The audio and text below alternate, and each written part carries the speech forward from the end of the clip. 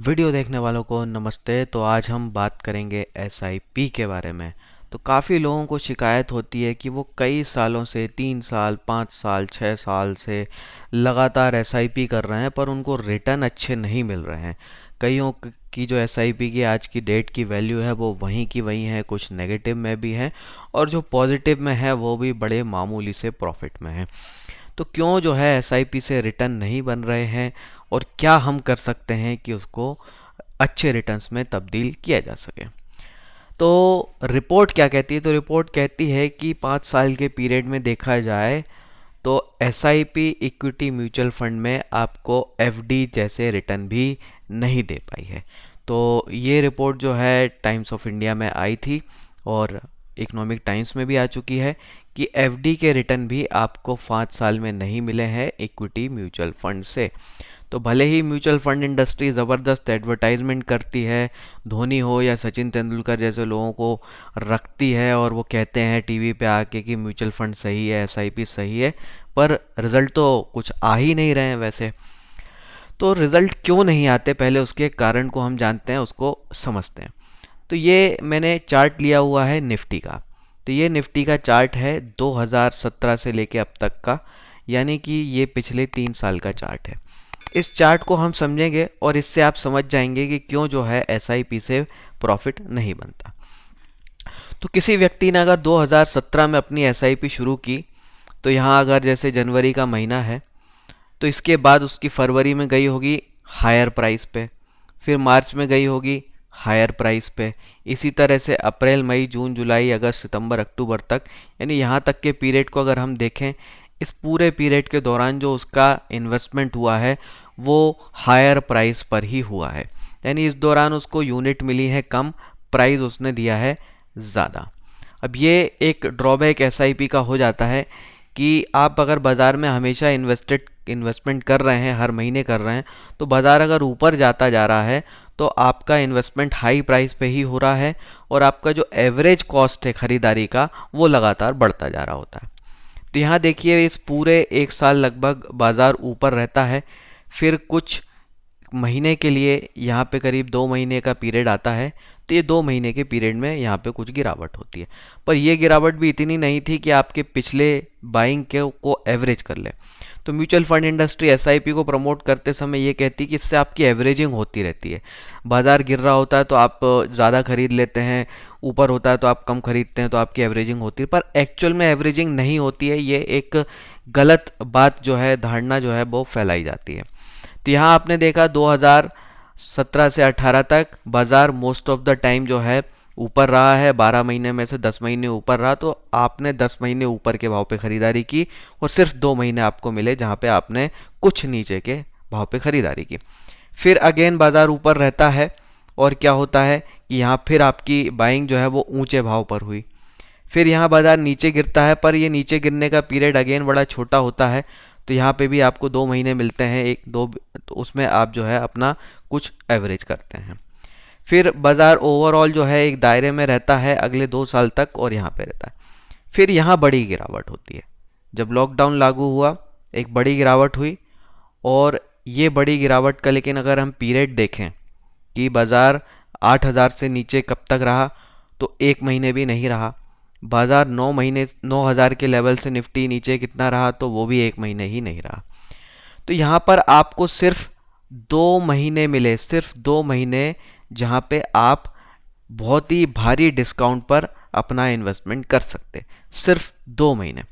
तो आप इस पूरे पिछले 2-3 साल के पीरियड में देखें तो आपको सिर्फ 2 महीने मिलते हैं जहाँ पे आप डिस्काउंट में बाइंग कर सकते थे।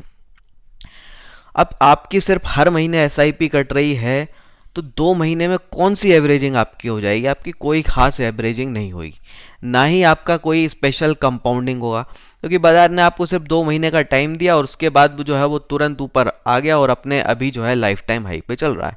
तो अगेन आप जो है आप हाई प्राइस पर ही ले रहे होते हैं। तो आप इस पिछले 3 साल के चार्ट को देखकर ही ये कह सकते हैं कि 90% ऑफ द टाइम जो है हम अच्छे डिस्काउंट पर नहीं बाइंग कर रहे होते हैं एसआईपी के थ्रू, हम बहुत मामूली सी बाइंग कर रहे होते हैं, क्योंकि जो डाउनफॉल का पीरियड होता है, जो पैनिक पीरियड होता है बाज़ार में, वो हमेशा छोटा होता है। चाहे आप इधर का देख लें, जब ब्रेग्जिट वगैरह जैसी चीज़ आती है, नोटबंदी जैसी चीज़ आती है, तो ये सारे पीरियड जो है हार्डली 2-3 महीने के रहते हैं। तो आपको 2-3 महीने का ही टाइम मिला। वैसे ही लॉकडाउन का पीरियड देखें तो जो बड़ा डिस्काउंट आपको यहाँ मिला तो 2-3 महीने का ही। तो आप यहाँ पे बड़ा इन्वेस्टमेंट कर ही नहीं पा रहे हैं। तो जब क्योंकि आप बड़ा इन्वेस्टमेंट नहीं कर रहे हैं तो आपका एसआईपी का जो एवरेज कॉस्ट है वो तो नीचे आ ही नहीं रहा है। और प्रॉफिट तभी होता है जब आप खरीदारी करें लोअर प्राइस पे, बेचें आप हायर प्राइस पे। पर आपकी यहाँ पे लोअर प्राइस पे खरीदारी तो हो ही नहीं रही ना। तो यही प्रॉब्लम है कि रिटर्न क्यों नहीं आ रहा है। तो रिटर्न तभी आएंगे जब लोअर प्राइस पे हमारी खरीदारी हो। अब दूसरा क्वेश्चन आता है कि भैया हम बाज़ार को टाइम कैसे कर लें। आम आदमी है, ऑफिस वाला है, कोई बिजनेस चला रहा है, कोई दुकान चला रहा है, वो बाज़ार को तो रोज़ देख नहीं रहा है। तो वो तो इस चीज़ को टाइम नहीं कर सकता है कि कब हम जो है बाज़ार गिरे और बड़ा पैसा लगा दें। और कई बार हमारे साथ ये भी होता है कि हम पैसा लिए बैठे हैं और बाज़ार ऊपर चला जा रहा है तो हम मुंह देखते रह जाते हैं और बड़ी तेज़ी हो जाती है, तो वो भी हम मिस कर देते हैं। तो आम आदमी क्या करे। तो ये एक बात आपको समझनी है कि बाज़ार गिरेगा ज़रूर, 2 साल 3 साल के दौरान जो है बाज़ार गिरेगा ज़रूर और बड़ी गिरावट होगी ही होगी। ये एक नेचुरल सी बात है, पिछले 100-200 सालों से हो रहा है और आगे भी होता रहेगा कि बाज़ार गिरेगा ज़रूर। हर 2-3 साल में बाज़ार आपको ऐसे मौके देगा जहां इंडेक्स के लेवल पे 20 से 30% तक की गिरावट होगी। और हर 10 साल में एक ऐसा मौका आपको ज़रूर देगा जहां पे इंडेक्स के लेवल पे 40 से 50% तक की या उससे भी ज़्यादा की गिरावट होगी। तो ये मौका ज़रूर आएगा, इसको आप गांठ बांध लीजिए। अब जब भी ये मौका आए तो आपको बड़ा पैसा यहाँ पे लगाना है।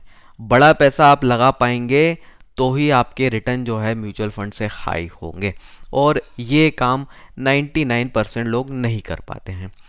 तो बाज़ार को हम टाइम नहीं कर पाते, तो टाइम करने की ज़रूरत भी नहीं है। पहली बात तो ये है, तो आप ये मान के चलिए कि बाज़ार गिरेगा ही गिरेगा और आप उस चीज़ का इंतज़ार कीजिए और होगा। पर इस इंतज़ार के दौरान हम बड़े रिटर्न मिस कर सकते हैं, ये भी एक सवाल है कि बाज़ार बढ़ता चला गया और हम पैसे लिए बैठे रहे तो क्या। तो उसका सॉल्यूशन ये है कि आप इक्विटी म्यूचुअल फंड में अपनी एसआईपी कम रखिए, उसको 2 पार्ट में डिवाइड कर लीजिए।